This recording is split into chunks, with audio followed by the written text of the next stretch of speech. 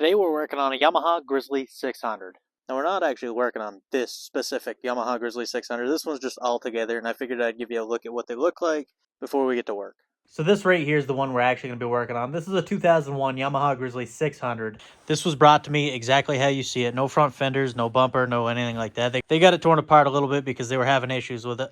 I do feel bad for the owner. It was a 14-year-old kid that saved up his money, paid cash for this. It was $1,500, which doesn't seem too bad. It was running and driving, but it needed a few things. They actually ended up sinking quite a bit of money into this thing. Let me show you so far what they've done. You can see new tie rods, new tie rod ends, both sides, new brake calipers and pads. Same over here, brand new.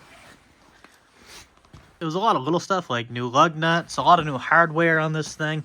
I mean, stainless steel. These things aren't cheap when you add them all up.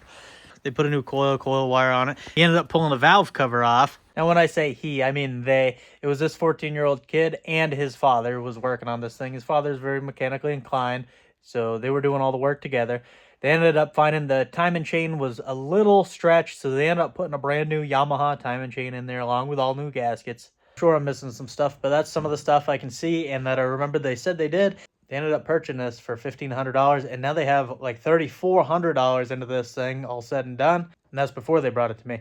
Right now, it will start up and idle, I'm told. However, it will not take much throttle.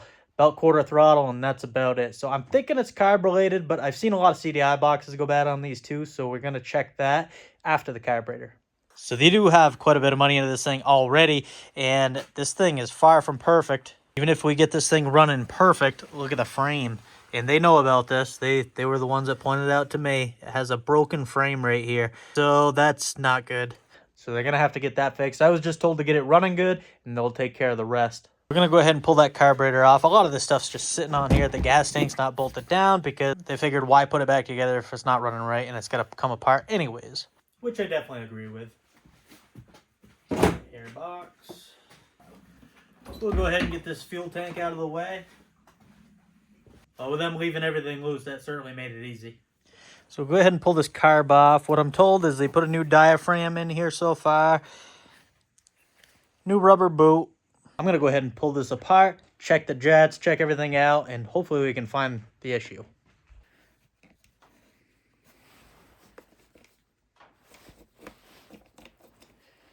All right, let's go ahead and pull this bowl off, see what we got going on.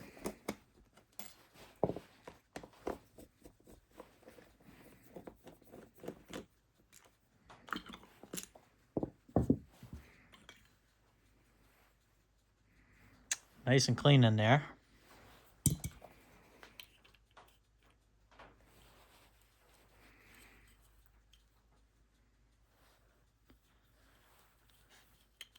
Float looks all good. Needle valve looks brand new.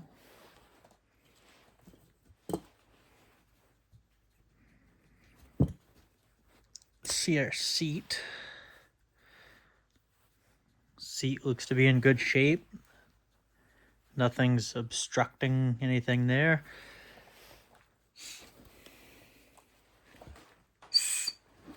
I can blow through it just fine. Go ahead and pull these jets out. Let's go ahead and pull our main jet off. See right through it. You know what I'm seeing though, or not seeing, I guess. I'm not seeing any numbers on this main jet, which makes me think maybe they put an aftermarket kit in. And aftermarket kits are known to come with wrong size jets, so I wonder if that's what's going on. Maybe it's not getting enough fuel.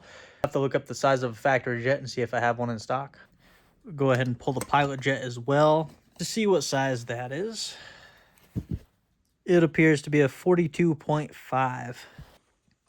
All right, Grizzly 600. Carburetor. Pilot jet is 19. Pilot jet 42.5, so that's correct. Main jet is number 7. Main jet is a 143.8. So there's no numbers on this at all, so I'll just have to go find a 143.8 and compare sizes. Okay, I went through my jets and I did not have a 143.8 or anywhere near close. So I have a bunch of these Grizzly 600s, so I went out, took the carburetor off one, stole the main jet out of it. This is a 144, so slightly bigger than stock.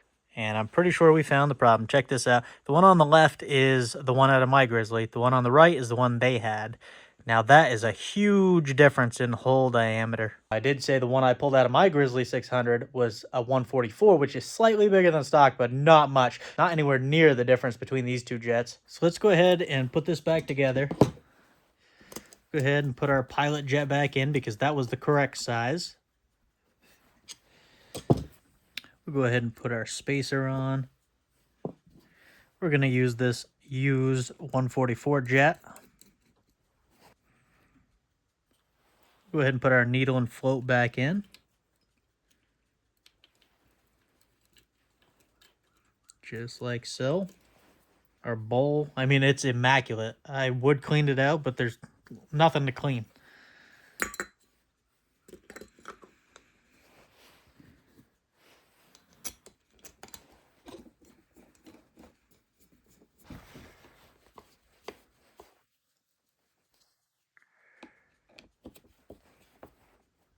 Go ahead and hook our idle adjustment mount up.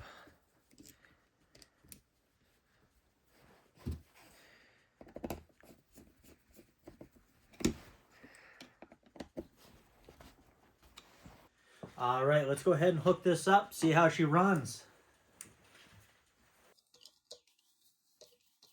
Hook our throttle cable up.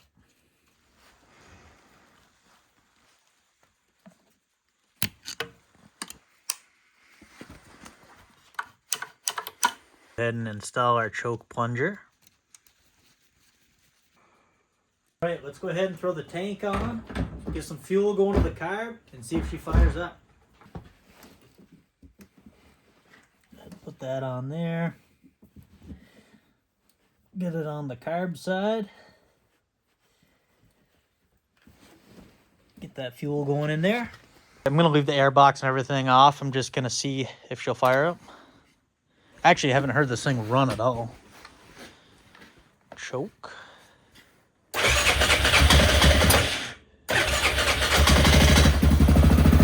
Okay, she fired up. That's a good sign.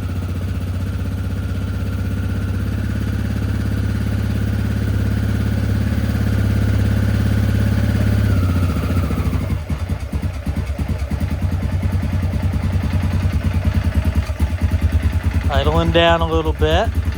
She still wants that choke. Of course, it's got no air box on, so it's getting a lot more air than it should be.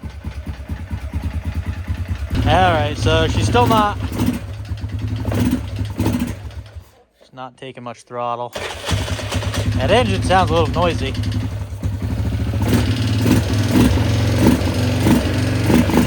Takes more throttle when the choke's applied, but still not much. Something up there doesn't sound too good.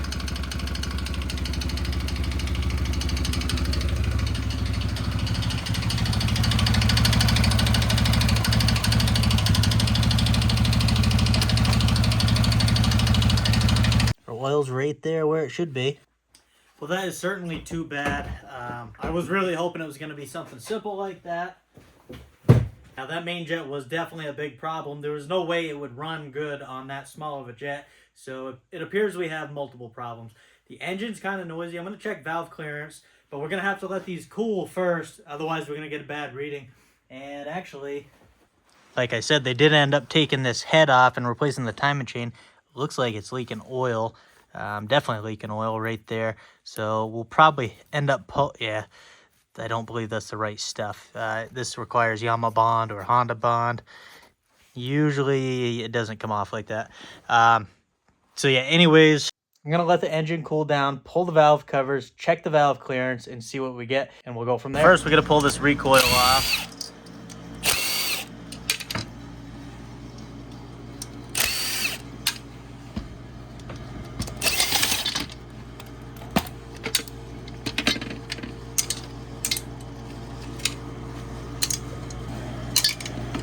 Go ahead and remove our exhaust caps.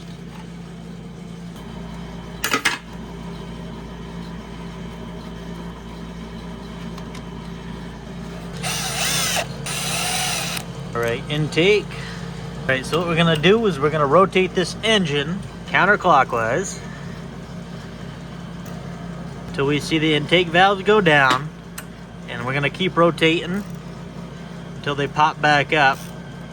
Now we're very close to top dead center. We're going to go ahead and remove this plastic cover.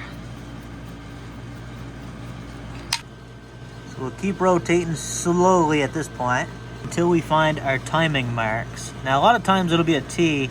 On this Grizzly 600, it's just a straight line. So let's keep going. All right, so that is not quite it. That's a little before top dead center, and right there, that's what we're looking for. So now that means we're on top dead center, and we can go ahead and check our valve clearance now. So we're gonna pull out our feeler gauges. So on our intake side, we should be in between 2 to 4 thousandths of an inch. So we're gonna go ahead and check that out. So I can get 2 thousandths in there. Same here. Let's see, 4 thousandths doesn't fit. And 4 thousandths doesn't fit there. The exhaust is a little harder to get to on these, but it should be between 5 and 7 thousandths of an inch. Here's 5 thou. I can fit that one in there. This side. Yeah, I can fit that one in there too. So that actually didn't seem that bad right there. What I'm gonna do now, because we got an oil leak here, I'm gonna pull this head cover apart because I'm gonna have to reseal it anyways, but we're gonna check the timing. Then remove the top mount.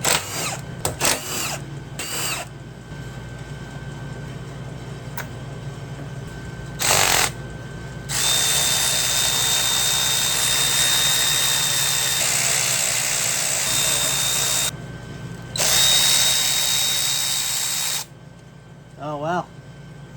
No wonder we're leaking. I just noticed that. There's supposed to be a bolt right in there, and that's missing. I just noticed that. So that would definitely cause this to leak.